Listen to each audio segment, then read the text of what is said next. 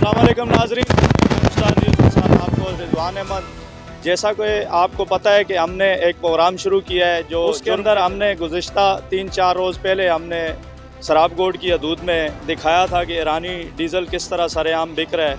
आज हम सचल की हदूद में यहाँ पे जो मावा फरोश हैं सरेआम रोडों के ऊपर केबल लगा के बैठे हुए हैं और कोई इनको पूछने वाला नहीं है। ये सरेआम मावा बेच रहे हैं। ये देखें आप, किस तरह ज़ेर बेचा जा रहा है। ये देखें कैसे ये ज़ेर फ़रोख्त कर रहे हैं सरेआम रोडों के ऊपर।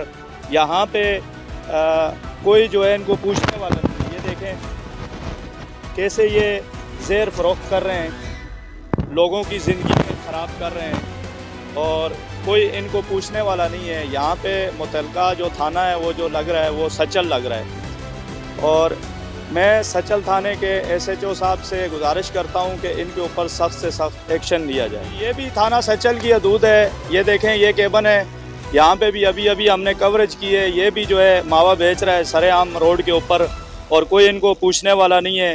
मैं आला हुकाम से गुजारिश करता हूँ कि मावे के ऊपर पाबंदी होने के बावजूद भी ये सरेआम रोड के ऊपर ज़ेर बेच रहे हैं। आखिर क्या वजह है इनके ऊपर एक्शन नहीं लिया जा रहा। मैं आला हुकाम से गुजारिश करता हूँ कि इनके ऊपर सख्त है। यहाँ पे ये पेट्रोल भी सरेआम रोड के ऊपर चल रहा है। ये देखें ईरानी पेट्रोल है और सरेआम रोड के ऊपर चल रहा है।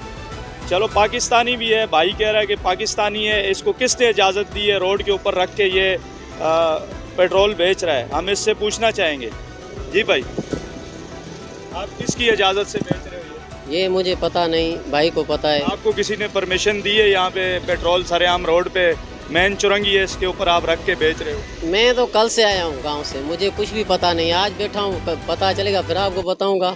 ऐसे कैसे मुझे पता कुछ भी नहीं।